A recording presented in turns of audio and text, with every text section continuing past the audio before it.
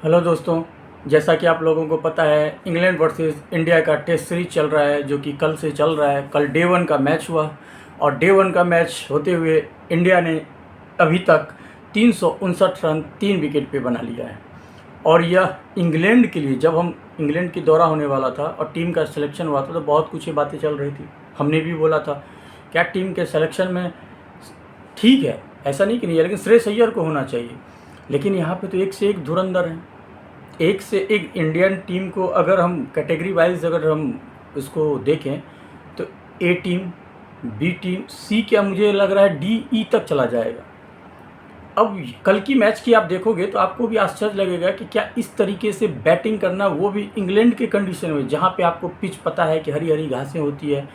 अब हाँ, उन्हें एंडरसन की कमी खेली, ये बात तो है, उनके जैसा तो गेंदबाज कोई हुआ ही नहीं, बहुत ही लेजेंड है।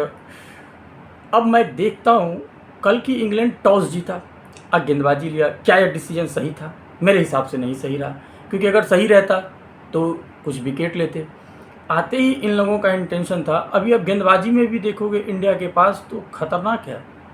जसप्रीत बुमराह, अब मोहम्मद सिराज, प्रसिद्ध कृष्णा, शार्दुल ठाकुर, स्पिनर में कौन, रविंद्र जडेजा। अभी तक की बैटिंग का कंडीशन में देख रहा हूँ, यशस्वी जायसवाल 159 गेंद में 101 रन बना करके 16 चौके 1 छक्का 63 के स्ट्राइक रेट से आप देखो कि बैटिंग किया है। अब सोचो यशस्वी जायसवाल इतना यंग और इस तरीके से खेलना कहीं ना कहीं इंडिया के लिए तो बहुत ही पॉजिटिव साइन है। क्योंकि अब जब हमारे पास हम देख रहे हैं कि कोहली जैसा, रोहित शर्मा जैसा अब नहीं रहा हमारे टेस्ट टीम में, उन्होंने रिटायरमेंट ले लिया है, तो उसकी कमी ना हो उसको पूरा करने के लिए ऐसे बैट्समैन आए हैं। और इस तरीके से अगर परफॉर्म करते हैं तो हमारे लिए तो, स्पेशली इंडियन फैंस के लिए तो बहुत ही खुश की बात है। हम तो चाहेंगे कि नए नए, अगर हमारे लेजेंड ने रिटायरमेंट ले लिया तो हमारे यंग जनरेशन इस चीज़ को फुलफ़िल कर दे, और वही हुआ ही। साथ में केएल राहुल का जो बैटिंग रहा, आउटस्टैंडिंग, 42 रन ही बनाया 78 गेंद में। हाँ, ज़रूरत नहीं थी, जब ऑफ साइड से ज़्यादा बाहर गेंद जा रही थी तो आपको ये शॉट खेलने की मेरे हिसाब से ज़रूरत नहीं, उसको छोड़ देते। टेस्ट मैच है ना, कोई इतनी भी ये नहीं थी कि आप हर गेंद पे खेलो। लेकिन ठीक है, 78 गेंद में 42 रन बनाया 53 के स्ट्राइक रेट से, जिसमें 8 चौके शामिल थे।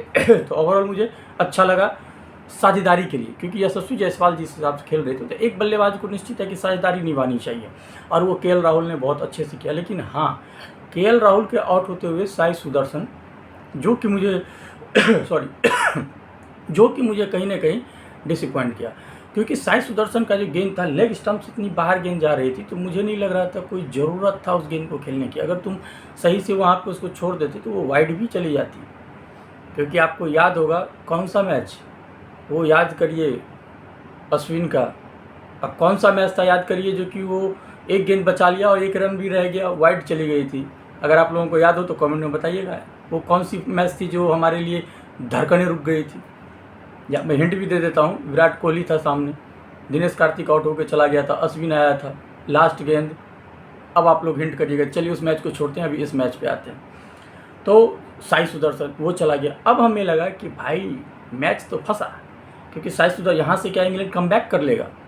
उसके बाद शुभमन गिल, सबसे पहले शुभमन गिल, हम कह रहे थे कि शुभमन गिल कैप्टन कर पाएगा कि नहीं कर पाएगा। वैसे कैप्टनसी अभी तक देखी नहीं गई है, क्योंकि अभी तो ये बैटिंग ही कर रहे हैं। अभी पूरे 4 दिन का गेम बचा हुआ है, एक ही दिन का गेम खेला गया, तो कैप्टनसी की ज़्यादा तारीफ नहीं करेंगे। लेकिन एज अ बल्लेबाज जिस हिसाब से साई सुदर्शन का जाना, यशस्वी का शतक पे जाना और केएल राहुल का आउट होना, वहाँ से शुभमन गिल सीधे, ये रियली आउटस्टैंडिंग परफॉर्मेंस, जितनी तारीफ करूं उतनी कम।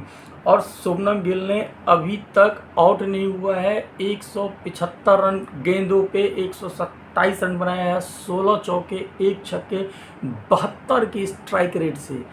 टेस्ट मैच में 72 की स्ट्राइक रेट बहुत मायने रखता है, और 175 गेंद में 127 रन, जितनी तारीफ की जाए उतनी कम। वहीं ऋषभ पंत 63 के स्ट्राइक रेट से 2 छक्के 6 चौके 102 गेंद में 65 रन बना करके हाफ सेंचुरी बनाया है। तो ऋषभ पंत के लिए भी तारीफ बनता है, इसलिए क्योंकि यही ऋषभ पंत आईपीएल में हमने देखा कि पूरी flop flop flop flop flop, हमें बुरा लग रहा था यार, 27 करोड़ लिया, कुछ तो करते, नया मसाला देते, कुछ नहीं किए, जाते जाते बस एक पारी। तो हमें लग रहा था कि इसे खिलाना सही है कि नहीं है यार। इसकी जगह ईशान किशन को भी ले सकते थे, संजू सैमसन को भी ले सकते थे, Rishabh Pant out of form, इसको सिलेक्शन। तभी तो कह रहा हूँ, जब टीम की सिलेक्शन हुई थी तो हम भी डिसअपॉइंट थे कि ऋषभ पंत का सिलेक्शन सही है या नहीं है। लेकिन मैंने जिस हिसाब से देखी, रियली में आउटस्टैंडिंग। कल इस बेन स्टोक्स को जिस हिसाब से उसने मारा, तो बेन स्टोक्स समझ जाओ लोग क्या कहते हैं, वास्तव में उसी हिसाब से मारा। उसके बाद उसने मुस्कुरा दिया। पता है ऋषभ पंत की क्वालिटी। ऋषभ पंत अगर टीम में रहता, स्पेशली टेस्ट मैच में उसने परफॉर्म करके दिखाया है, अगर आप पिछले सालों से रिकॉर्ड लोगे। और अभी का गुड न्यूज़ ये है कि ऋषभ पंत का टेस्ट मैच में 2000 रन पूरे हो चुके हैं। वहीं शुभमन गिल का 3000 रन पूरा हो चुका है। तो दोनों प्लेयर को बधाई। अब इनकी गेंदबाज, अभी हमारी बैटिंग में कौन कौन रुका हुआ है? करुण नायर, जबकि 2 अभी आउट नहीं हुए, खेल ही रहे हैं ऋषभ पंत और शुभमन गिल। अभी करुण नायर का आना बाकी है, रविंद्र जडेजा का आना बाकी है, उसके बाद शार्दुल ठाकुर भी अच्छा खेलता है। तो हमारे पास अभी जिस हिसाब से स्कोर 359 रन एक दिन में बनाया, और आज भी अगर ये लोग अच्छे परफॉर्मेंस करते हैं, मेरे हिसाब से अगर ये लोग 500 प्लस चले जाते हैं, 550 के करीब पहुंच जाते हैं, आज अगर इन्होंने 200 रन भी बना दिया तो इंग्लैंड को मुश्किल हो जाएगा ये मैच को जीतना, मेरे हिसाब से अकॉर्डिंग। अभी तक डे 1 का जो मैंने हाल देखा है, आगे क्या होगा मैं नहीं कह सकता हूँ। और गेंदबाजी अभी क्रिस वोक्स इनका अच्छा गेंदबाज है, लेकिन वही इनका 4.7 के रन रेट से ले लिया। तो जब अच्छे गेंदबाज की धुनाई होती है तो कहीं ना कहीं बुरा तो लगता ही है, क्योंकि उसके बाद सारे के मनोबल डाउन हो जाते हैं। उसके बाद ब्रीडॉन कैर्स, वो भी कुछ खास नहीं किया। ओवरऑल मैं देखूं, बेन स्टोक्स और शोएब बाशिर का ही 3.1 और 3.3 का इकोनॉमी है, अदरवाइज सब ने मार खाया। टेस्ट मैच में आप अगर 3 से ऊपर गेंदबाजी करते हो, और स्पेशली 4 से ऊपर गेंदबाजी आप अगर इकोनॉमी से मार खाते हो, तो वो कहीं से भी तारीफ नहीं बनती है। ये एक टेस्ट मैच के लिए गेंदबाजी का पिटना इस तरीके से डिसअपॉइंट करता है। इनके पास भी बैटिंग ऑर्डर है इंग्लैंड के पास। इनके पास स्टार्टिंग का ही जैक कार्बली, बेन डकेट बहुत अच्छा खेलता है। उसके बाद ओली पोप जो बहुत ही अच्छा टेस्ट का बल्लेबाज है। Joe Root, Harry Brook, Ben Stokes, इनके पास भी जेमिस स्मिथ, क्रिस वोक्स तक इनके पास भी बल्लेबाज है।